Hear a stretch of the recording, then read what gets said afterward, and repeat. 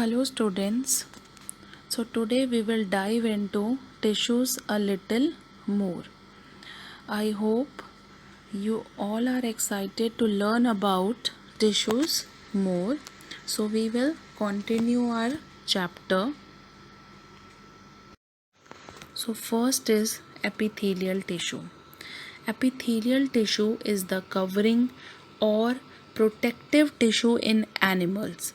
It forms the outer covering like skin, outer covering of organs, inner lining of blood vessels, lungs, esophagus, etc.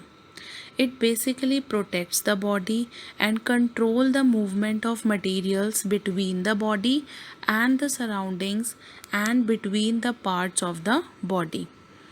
The cells are closely arranged and have a fibrous basement membrane. This is the basic epithelial tissue.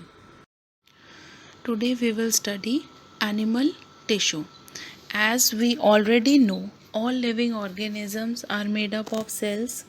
In unicellular organisms like amoeba, all life processes are carried out within a single cell.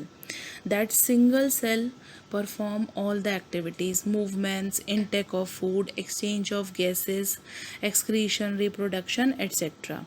But at multicellular organism level there are millions of cells, and at that organism level these cells show some division of labor, where different components of the body take up different functions, and some cells are specialized to form some specific function, and they will form some different tissues on the basis of their function.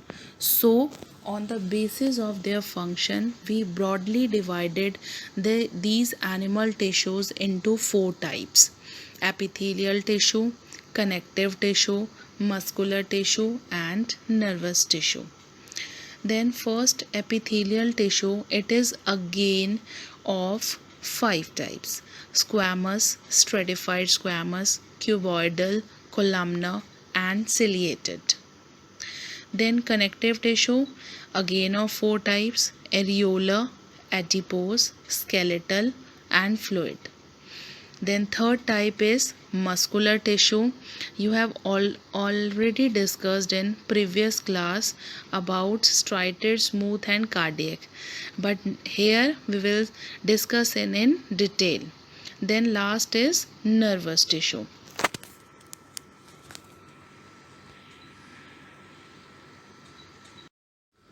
Now the types of epithelial tissue.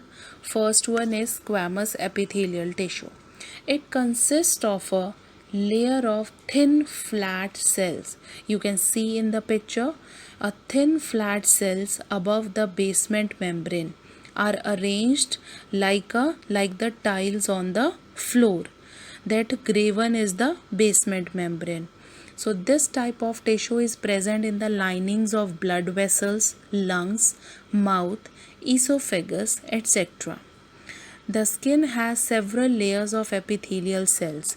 When in the skin, these cells are arranged several layers, layer above layer. We called it as stratified squamous epithelial tissue.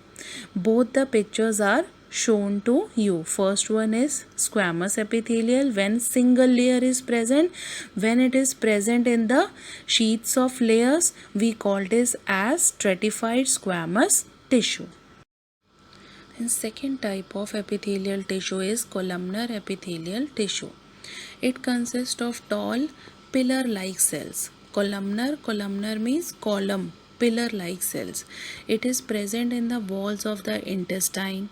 The columnar epithelial tissue in the respiratory tract has hair-like projections called cilia.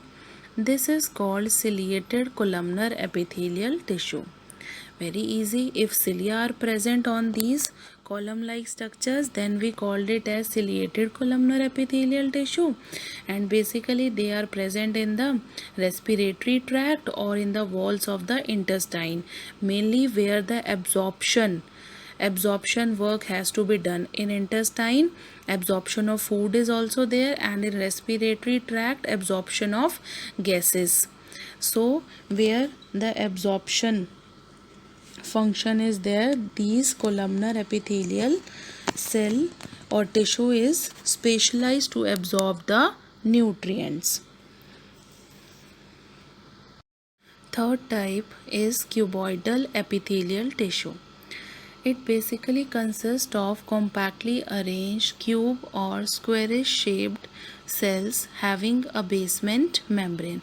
See in the picture, basement membrane is there, and above that basement membrane some square shaped cells, or you can say cuboid shaped cells are present. So it forms the cuboidal epithelial tissue. Now where this tissue is present, it basically present in the lining of kidney tubules and ducts of salivary glands. And function of cuboidal epithelial tissue is it provides mechanical support to the cell. Last type is glandular epithelial tissue.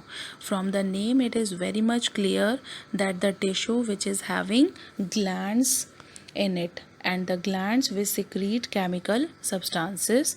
For example, sweat glands secrete sweat, oil glands secrete oil, enzymes secrete digestive glands, and endocrine glands which secrete hormones.